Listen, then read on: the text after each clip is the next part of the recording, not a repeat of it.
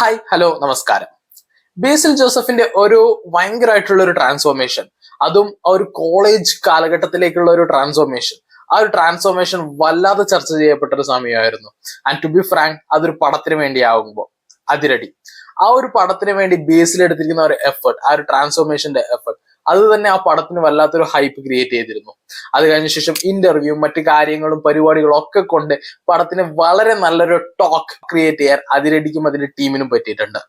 So finally the movie released. And to be frank, one of the most anticipated movie of May ആയിരുന്നു എനിക്ക് personally Athiradi. So ഒരു college, ആ കോളേജിൽ നടക്കുന്ന സ്റ്റുഡൻസും അതിന്റെ ഒരു ഫെസ്റ്റും, ആ ഫെസ്റ്റിലേക്ക് ചില ആൾക്കാർ കടന്നു വരുന്നതും ഒക്കെ ചേർന്ന് നിൽക്കുന്ന ഒരു കഥാതന്തു. ആ കഥാതന്തു വല്ലാതെ ഇൻട്രസ്റ്റ് ചെയ്യിക്കുന്നത് അതിലെ രണ്ട് ക്യാരക്ടേഴ്സിന്റെ ഒരു ഈഗോ ക്ലാഷ് ആണ്. ആ ഒരു ഈഗോ ക്ലാഷും പരിപാടികളും കാര്യങ്ങളും ഭയങ്കര രസമായിട്ടും ഭയങ്കര ബ്യൂട്ടിഫുൾ ആയിട്ടും പ്രസന്റ് ചെയ്തിരിക്കുന്ന രീതി, കാര്യങ്ങൾ, ഇതൊക്കെ തന്നെയാണ് അതിരടിയുടെ ഒരു ഹൈലൈറ്റ് എന്ന് പറയുന്നത്. ഡെഫിനറ്റ്ലി ആ രണ്ട് ക്യാരക്ടർ എന്ന് പറയുമ്പോൾ ഒന്ന് ബേസിൽ, ടൊവിനോ.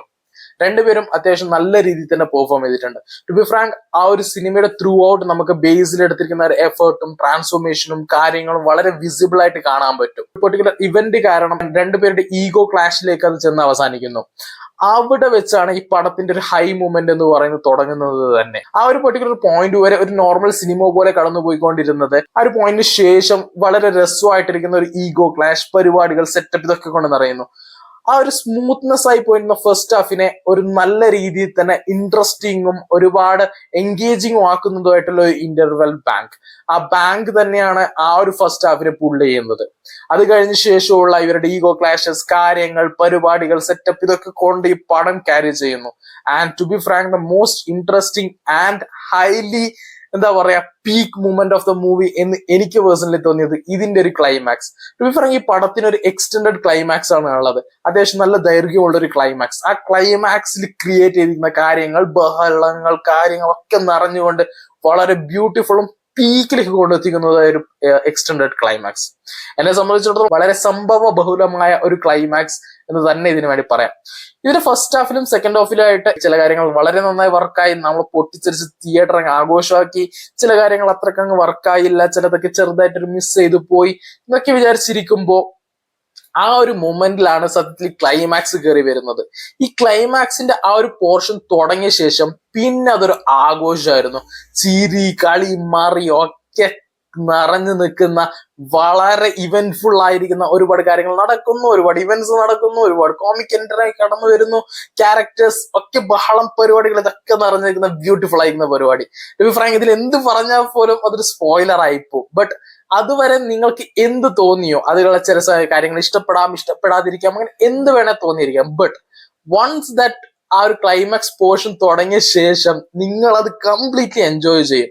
അത് കഴിഞ്ഞ് തിയേറ്ററിൽ നിന്ന് ഇറങ്ങി വരുമ്പോൾ കിട്ടുന്ന ഒരു ഫീലിംഗ് ഉണ്ട്. ദാറ്റ് ഈസ് ഒരു കംപ്ലീറ്റ് സിനിമ കണ്ടിരിക്കുന്ന ഒരു ഫീലിംഗ് തരാൻ ഈ സിനിമയ്ക്ക് എന്തുകൊണ്ടും പറ്റും.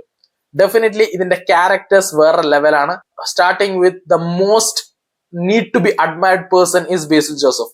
ആ ഒരു സ്റ്റുഡന്റ് ക്യാരക്ടറിലേക്ക് വരാൻ എടുത്തിരിക്കുന്ന ആ ഫിസിക്കൽ ട്രാൻസ്ഫോർമേഷൻ ഡെഫിനറ്റ്ലി ബേസിൽ കാണാൻ അത്രയും ഒരു ഫോർ എക്സാമ്പിൾ ഒരു ആടുജീവിതത്തെ പോലെ ഒരു ട്രാൻസ്ഫോർമേഷൻ അല്ലെങ്കിൽ പോലും very much needed and very much visible in that transformation. To be frank, ആ ഒരു കോളേജ് ക്യാരക്ടറൊക്കെ ചെയ്യുമ്പോഴത്തേക്ക് ആ ഒരു എഫേർട്ട് എടുത്തിരിക്കുന്നത് കംപ്ലീറ്റ്ലി കാണാൻ പറ്റുന്നുണ്ട് അതിൻ്റെ അകത്ത്. അതിന്റെ ഒരു പെർഫോമൻസ് ആർക്കുകൾ, കാര്യങ്ങൾ, ആ ഒരു എഫേർട്ട്, ആ ഒരു സെറ്റപ്പ്, കാര്യങ്ങൾ, ഇതൊക്കെ കൊണ്ട് വളരെ ബ്യൂട്ടിഫുൾ ആയിട്ട് തന്നെ ബേസിൽ പുൾ ഓഫ് ചെയ്തിട്ടുണ്ട്. ടോവിക്ക് കിട്ടിയിരിക്കുന്ന ഏരിയാസ് ഒക്കെ വളരെ രീതിയിൽ തന്നെ പുൾ ഓഫ് ചെയ്തിട്ടുണ്ട്. ആക്ച്വലി കുറച്ചും കൂടി ഈ മാസ് അപ്പീലിംഗ് ഈ സിനിമയിലുള്ളത്. Even though both the characters are important ആണെങ്കിൽ പോലും, more importance to Basil Joseph ആണെങ്കിൽ പോലും, എനിക്ക് പേഴ്സണലി തോന്നിയിരിക്കുന്നത് നമ്മുടെ ടൊവിയുടെ ക്യാരക്ടറാണ് കുറച്ചും കൂടി മാസ് അപ്പീൽ ക്രിയേറ്റ് ചെയ്യാൻ പറ്റുന്നത്. അത് അത്യാവശ്യം ആ ഒരു moment, and to be frank, അത് ടൊവിയുടെ ഒരു സ്ട്രോങ് സോൺ തന്നെയാണ്. And he performed it with that grace, energy, mass, everything in it. To be frank, ചില ഏരിയകളിൽ കുറച്ചത് ഡൗൺ ആയി പോകുന്നുണ്ടെങ്കിൽ പോലും പുള്ളി അതിനെ പുൾ ഓഫ് ചെയ്ത് വീണ്ടും തിരിച്ചെത്തിക്കുന്ന സെറ്റപ്പ് ഒക്കെ ഭയങ്കര അടിപൊളിയായിരുന്നു. ആൻഡ് വിനീത് ശ്രീനിവാസൻ ആയിക്കോട്ടെ, ബാക്കിയുള്ള ക്യാരക്ടേഴ്സ് ആയിക്കോട്ടെ, അവരവരുടെ job they did a pretty good. Even റിയയുടെ ക്യാരക്ടർ ആയിക്കോട്ടെ, അവരൊക്കെയും ആ ഒരു പെർഫോമൻസ് ആർക്കിൽ വെച്ച് ചെയ്യാനുള്ളതൊക്കെ ഭയങ്കര രസമായിട്ട് പെർഫോം ചെയ്തിട്ടുണ്ട്. To be frank, cast wise they just did justice to their role എന്ന് എനിക്ക് പേഴ്സണലി തോന്നി. ആരും അത്രയും മോശമാക്കിയതായിട്ടൊന്നും എനിക്ക് പേഴ്സണലി എവിടെയും തോന്നിയില്ല.